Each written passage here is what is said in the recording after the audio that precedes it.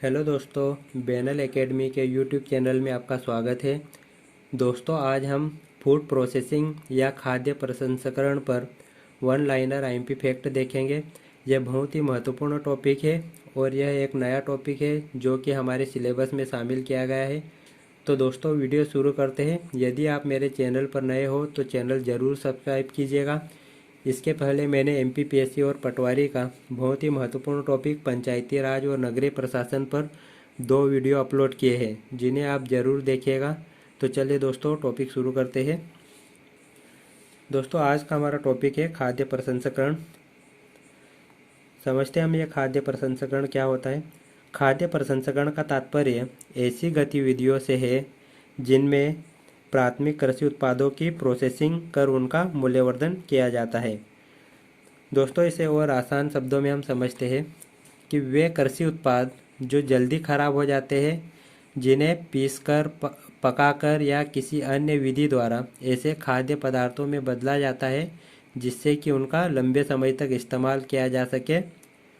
इस विधि को खाद्य प्रसंस्करण या फूड प्रोसेसिंग कहते हैं। जैसे कि उदाहरण के लिए हम देखें तो फ्रूटी या माजा, जिन्हें मैंगो जूस से तैयार किया जाता है, जो कि बहुत ही लॉन्ग टाइम तक सुरक्षित रहते हैं, ये जल्दी ख़राब नहीं होते। ऐसे ही और भी कई प्रोडक्ट हैं, जैसे कि डेयरी प्रोडक्ट, पैकेट बंद भोजन, पेय पदार्थ आदि। इन सब को फूड प्रोसेसिंग के अंतर्गत शामिल किया गया है। आगे देखते हैं दोस्तों।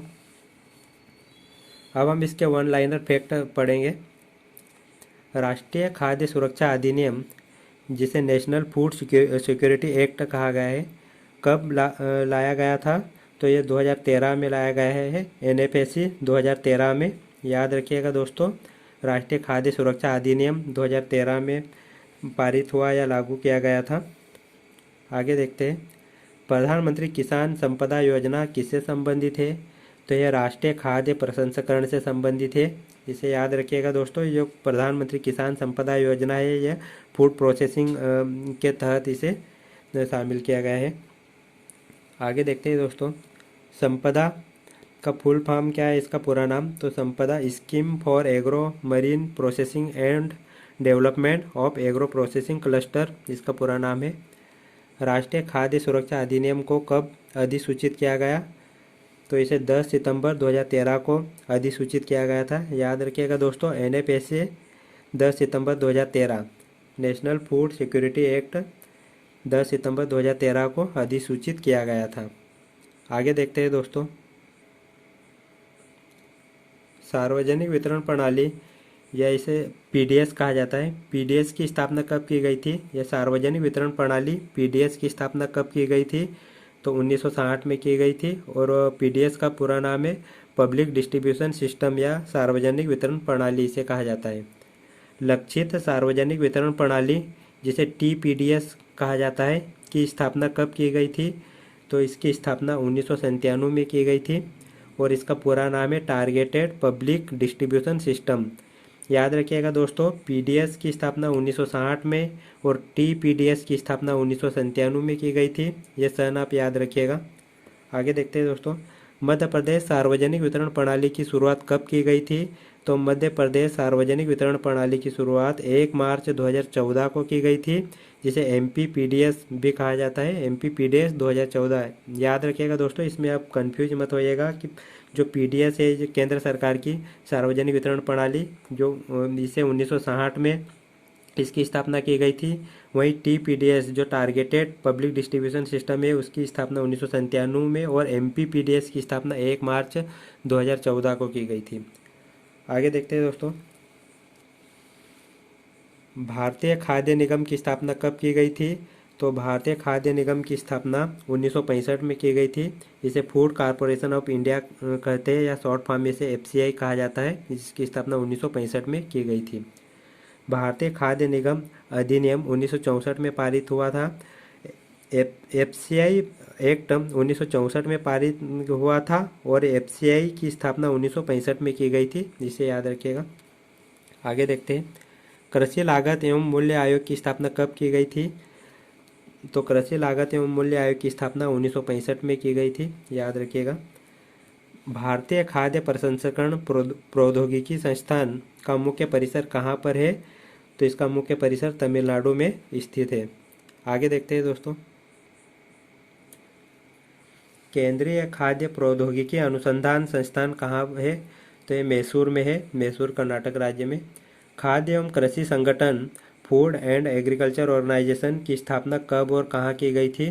तो इसकी स्थापना 16 अक्टूबर 1945 में रोम, इटली में की गई थी। रोम इटली की राजधानी है।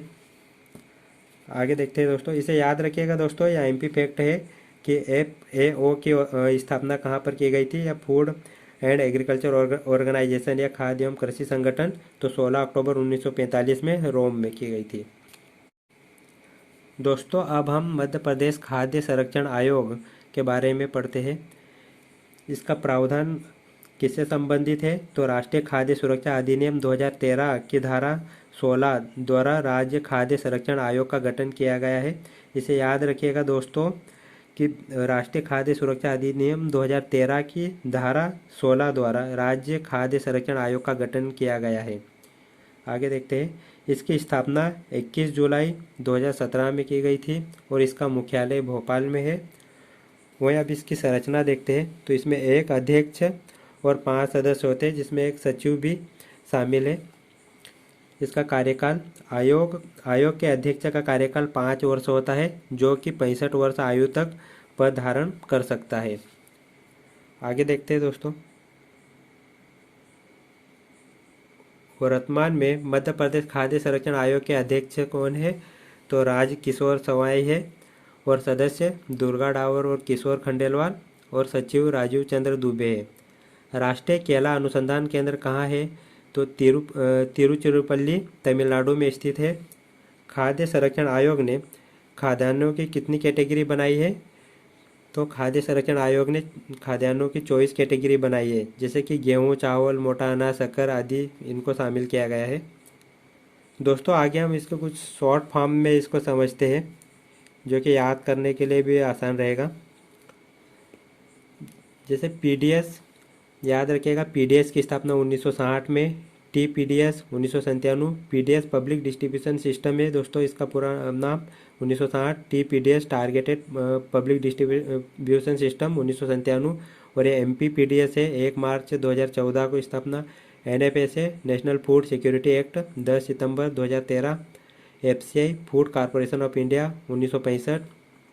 मध्य प्रदेश खाद्य संरक्षण आयोग 21 जुलाई 2017 को इसकी स्थापना की गई थी, और FAO food and agriculture organization की स्थापना 16 अक्टूबर 1945 रोम इटली में की गई थी।